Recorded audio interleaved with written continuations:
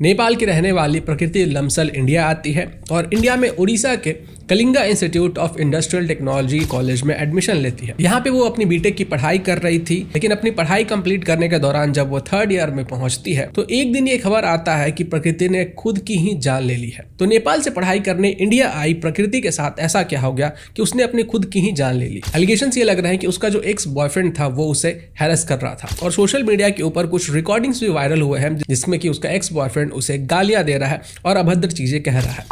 मेरे मुंह मत लग, मैं सच बता रहा, कुछ उल्टा सीधा कर दूंगा। पूरा दिन शांति से रहा था, जब आती चली आती है। मैंने स्टार्ट किया साली। माफी मांग प्रकृति, मेरे मुंह मत लग यहाँ से। अजय कुछ माफ कर दो।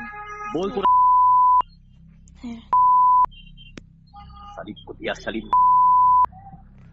क्या मैंने क्या स्टार्ट किया है यहाँ पे? कुछ नहीं, मैंने स्टार्ट किया। की बच्ची, मैंने क्या स्टार्ट किया? बोलना। टेक से बड़ा मुंह चलता तेरा की तरह। पट पट पट पट कॉल करने लगता है बहन।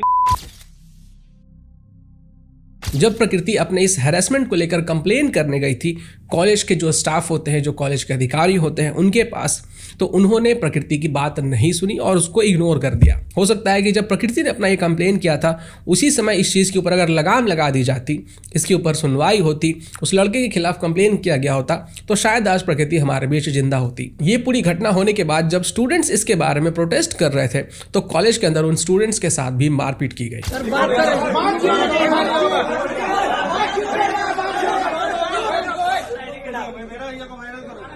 ये तरीका है तुम लोग का पहले। आपको क्या ये दवा है? नहीं दवा, क्या दवा है? ऑफिशियल किया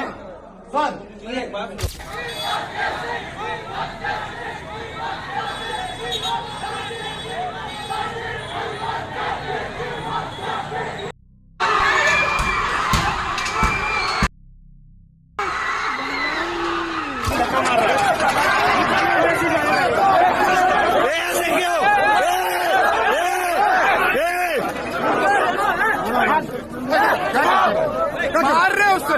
ऐसे क्यों मार रहे आप? ऐसे क्यों मार रहे? ऐसे क्यों मार रहे आप लोग? ऐसे क्यों मार रहे हैं? भाई हाथ लगा। और जो कॉलेज के फैकल्टीज होते हैं इस पूरे मामले के ऊपर अपना ये कहकर पल्ला झाड़ रहे थे कि भाई हम तो इतने सारे स्टूडेंट्स को यहाँ पे पढ़ाते हैं, हर रोज 40,000 लोगों का यहाँ पे खाना पीना होता है और जो तुम्हारी कंट्री नेपाल है उसका इतना बजट भी नहीं होगा।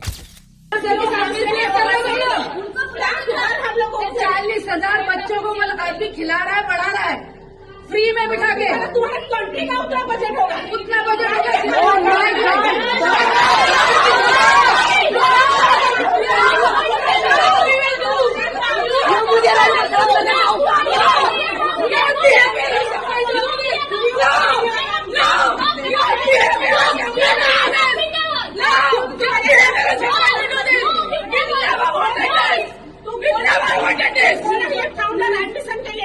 एडमिशन के लिए फाउंडर जब 40,000 बच्चों को फ्री में पढ़ा रहे हैं, वो तुम्हें दिखाई नहीं दे। You should be proud of your university, you should be proud of your founder, you should be proud of your institute का। तुम प्राउड फील मेरे इंस्टीट्यूट का एस्टैब्लिशमेंट है। तुम लोग बच्चे हो, अगर इतना समझा रहे कल से, इतना भी सारी रात समझाया है। बच्चे गलती की है, लेकिन माँ लोग रात भर उनके था।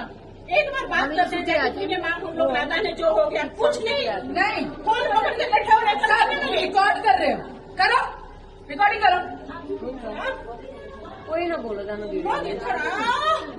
मतलब इस तरीके की घटना होना, एक लड़की की जान चली गई, उसे हैरेस किया जा रहा था, जब उसने कंप्लेन किया तो उसके ऊपर कोई कार्रवाई नहीं की गई, लड़की की हेल्प नहीं की गई, और जब लड़की ने अपनी खुद की जान ले ली इस पूरे प्रेशर में आके, तब ये जो फैकल्टीज है वो कह रहे हैं कि भाई हम तो इतने सारे लोगों को यहाँ पे बिठा के खिलाते हैं। इन लोगों के बोले गए शब्दों से तो मैं यही समझ पा रहा हूँ कि भाई इनको फर्क नहीं पड़ता है कि जो इनके स्टूडेंट्स हैं उनके साथ क्या हो रहा है। और ऐसी बातें तभी कही जाती है जब या तो इनके पीछे बहुत बड़ा पावरफुल व्यक्ति बैठा हुआ है या फिर इनको बैक करने के लिए बहुत पैसा है, जिसके कारण ये इतना ज्यादा एरोगेंट है। मैं इससे तो यही समझ पा रहा हूँ कि भाई ये कोशिश कर रहे हैं कि अरे नेपाल की लड़की थी, नेपाल की लड़की इंडिया में पढ़ने आई थी, उसके साथ कुछ हो गया तो हम क्या करें, हम क्यों सीरियस हो, हमारे देश की लड़की थोड़ी ना है। और अगर आप ये रवैया रखते हैं ना तो फिर जब आपके स्टूडेंट्स बाहर पढ़ने जाते हैं, अब्रॉड जाते हैं, यूएसए जाते हैं, यूरोप जाते हैं और उनके साथ वहाँ पे अगर कुछ होता है तब फिर आप ये नहीं कह सकते हैं कि भाई हमारे स्टूडेंट्स के साथ मारपीट हो रही है या हमारे स्टूडेंट्स के साथ नाइंसाफी हो रही है। और यहाँ पे सिर्फ एक यही बात नहीं है, वो स्टूडेंट यहाँ पे आपके यहाँ पढ़ने आई थी, उस लड़की के माता पिता ने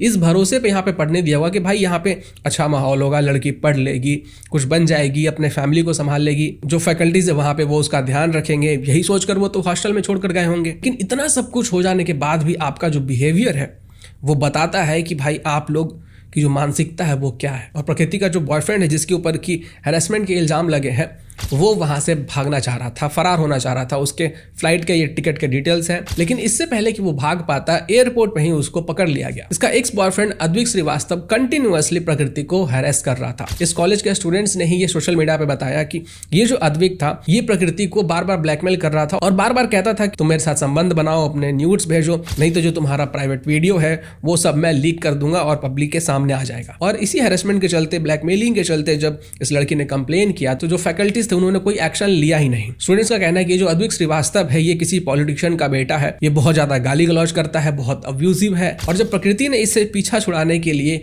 खुद की ही जान ले ली तब जो कॉलेज वाले थे वो इस लड़के को वापस उसके घर भेजना चाहते थे ताकि ये बच जाए। और प्रकृति का जो शरीर था उसको बिना पुलिस को बुलाए खुद ही उन लोगों ने वहां से हटा दिया, रूम में से निकाल दिया। जबकि प्रोटोकॉल ये कहता है कि पुलिस आती है, पुलिस सब कुछ करती है, पुलिस छानबीन करती है कि वहां पे क्या एविडेंसेस हैं क्या नहीं है। लेकिन हॉस्टल के वार्डन ने लड़की के शरीर को पहले वहां से हटा दिया और अब एविडेंस टैंपरिंग का जो प्रोबेबिलिटी है वो बहुत ज्यादा हाई हो जाता है। सिमिलर तरीके की बातें आपको आरजीकर हॉस्पिटल जो वेस्ट बंगाल में केस हुआ था उसके मामले में भी हमें देखने के लिए मिला था कि भाई पूरे मामले में रिनोवेशन का काम शुरू हो गया था, बॉडी को वहां से हटा दिया गया था। अब प्रकृति के रूम से प्रकृति का मोबाइल और उसके लैपटॉप वगैरह जो बरामद हुए उसको पुलिस ने जब्त कर लिया है।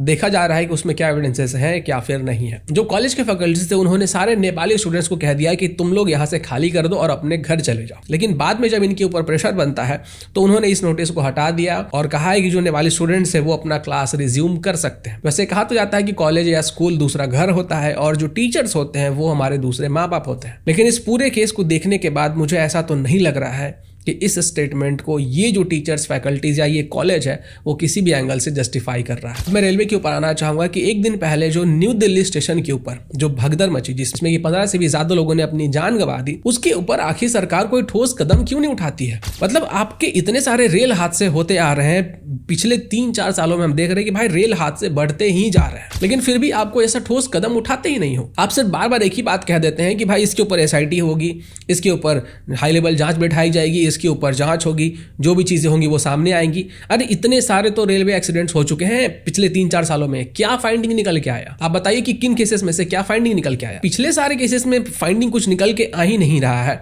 तो आपको क्या लगता है कि ये जो भगदड़ हुई है उसमें क्या फाइंडिंग निकल के आएगा? पहले तो बोला गया कि भाई कोई भगदड़ हुई ही नहीं है, ऐसा कुछ भी नहीं हुआ है। फिर जब लोगों ने बोलना शुरू किया कि भगदड़ हुई है, इतने लोगों की जान चली गई, तब कहा गया कि हाँ भगदड़ हुई है, कुछ लोग घायल हुए हैं। फिर उसके बाद कहा जाता है कि हाँ भगदड़ हुई है, कुछ लोगों की जान चली गई है, लेकिन जो सिचुएशन है वो कंट्रोल में है। मतलब मुझे समझ में नहीं आता है कि क्या वहां पे रेलवे स्टाफ जो मौजूद थे उनको ये भीड़ दिख नहीं रहा था? उतने सारे लोग, ऐसा तो है नहीं कि भाई टेलीपोर्ट होकर तुरंत पहुंच जाएंगे। एक एक करके लोग आ रहे हैं, आपको दिख रहा है। वहां के जो स्टाफ है उनको पता होगा, जो लोग वहां पे टिकट काउंटर पे बैठते हैं उनको पता होगा कि भाई टिकट कितने कट रहे हैं आज। और अगर हम लोग मान के चले कि बहुत ज्यादा भीड़ थी तो बहुत सारे लोगों ने टिकट नहीं भी ली होगी, तो भी कम से कम वहां पे जो RPF होते हैं उनको तो दिख रहा होगा। और अगर ये हम लोग मानकर चले कि उन्होंने कंप्लेन की भी होगी लेकिन उनके हाई अथॉरिटीज ने कोई एक्शन नहीं लिया, तो फिर ये सब कुछ होने के बाद क्या उनके ऊपर कोई एक्शन होगा? सारे हम लोग के ऊपर आ गए, कोई नहीं, कोई प्रशासन नहीं, कोई सुविधा नहीं, कोई सेफ्टी नहीं सर। लेकिन भीड़ देख के हम लोगों को वापस जाना था, हम लोग तो किसी तरह से निकल गए।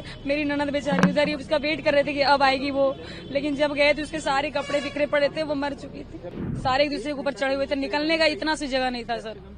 अगर पुलिस वाले होते सभी लोग तो ऐसा घटना नहीं होता, एक भी नहीं थे, सब हाथ मलते रहे। कुछ लोगों ने बताया कि ये अचानक से ऐसे भगदड़ नहीं हुआ है, बार बार जो प्लेटफॉर्म थे वो चेंज किए जा रहे थे और इस चीज की जो प्रोबेबिलिटी है वो बहुत हाई निकल के आती है। वो क्यों है आपको बताता हूं।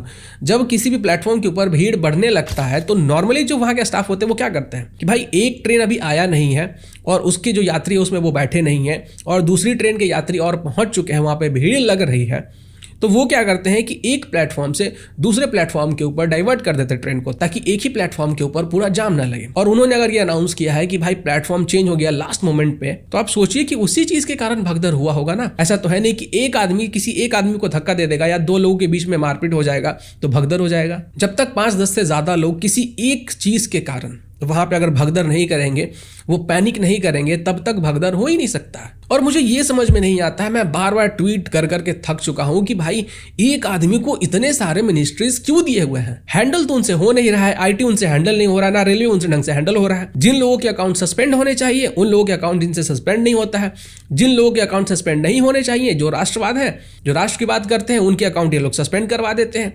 या अगर उनका अकाउंट सस्पेंड होता है वो लोग कंप्लेन करते हैं तो ये लोग कुछ भी नहीं करते हैं। हमारे देवी देवताओं के फोटो मॉर्फ करके इंस्टाग्राम के ऊपर धड़ल्ले से शेयर किए जाते हैं। कितनी आईडी को तो हमने उड़वाया भी है, लेकिन फिर भी बहुत सारे आईडीज ऐसे ही रह जाते हैं। और जो हमारी आईटी मिनिस्ट्री है वो इसके ऊपर कोई एक्शन तक नहीं लेते हैं। लेकिन वहीं पे जब स्ट्रिंग जैसे चैनल को डिलीट करने की बात आएगी या फिर सब लोग तंत्र जैसे चैनल को डिलीट करने की बात आएगी, सस्पेंड करने की बात आएगी, तो सस्पेंड तुरंत हो जाता है। और ये लोग केस लड़ते रहेंगे जिंदगी भर लड़ते रहेंगे, लेकिन इनका चैनल कभी वापस नहीं आएगा। तो किस प्रकार के आप मिनिस्टर हो जब आपसे आपकी मिनिस्ट्री हैंडल ही नहीं हो रही है? ना आप रेलवे हैंडल कर पा रहे हो, ना आप आईटी हैंडल कर पा रहे हो। इतने सारे रेलवे के केसेस निकलते आ रहे हैं, लेकिन आप कोई एक्शन ले ही नहीं पाते हो, ना कोई ठोस कदम उठा पाते हो, ना कोई अपडेट कर पाते हो। खाली प्लेटफॉर्म बनाने से, ट्रैक बिछाने से, नए नए ट्रेन लॉन्च कर देने से तो नहीं हो जाएगा ना। इंफ्रास्ट्रक्चर के अंदर जो सिक्योरिटी मेजर्स हैं उनको भी तो आपको अपडेट करना होगा। एक नीतीश कुमार थे, जब वो रेल मंत्री थे, तो उनके रेल मंत्री होते हुए जब एक हादसा हुआ था तो उन्होंने रिजाइन कर दिया था, ये बोलते हुए कि ये हमारी नाकामी है। Why the point was not set properly? Nobody has any convincing answer. Nobody can convince me on this count. I think it's total failure of the railway. That's why I have accepted the responsibility.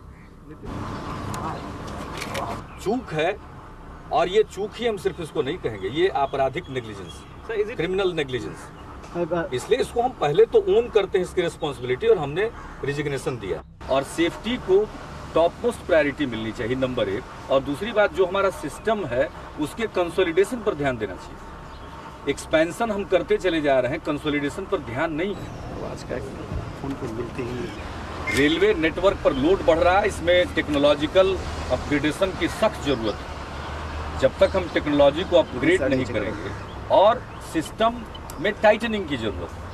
लेकिन अश्विनी वैष्णव जी, अगर आप resign नहीं कर सकते तो कम से कम 1-2 ministry छोड़िए। तो सारे मिनिस्ट्री जो आपके पास पड़े हुए हैं, जिनमें से किसी के भी ऊपर आप ढंग से काम नहीं कर पा रहे, 1-2 मिनिस्ट्री तो छोड़िए। मुझे तो समझ में नहीं आता है कि मतलब मोदी जी या फिर जो भी लोग ये डिसाइड करते हैं कि कौन सी मिनिस्ट्री किसके पास होगी, भाई आपके पास और कोई व्यक्ति नहीं है क्या क्वालिफाइड? या फिर आपको किसी के ऊपर भरोसा नहीं है कि भाई अगर हम उसे ये मिनिस्ट्री दे देंगे तो वो कुछ गड़बड़ कर देगा, वो कुछ स्कैम कर देगा, या कुछ कर देगा, घोटाले कर देगा? इन्हीं में से कोई एक रीजन हो सकता है। या तो आपको किसी के ऊपर भरोसा नहीं है, या तो फिर आपको लगता है कि भाई ये जो व्यक्ति है ये सुपर ह्यूमन है, ये सब कुछ हैंडल कर सकता है।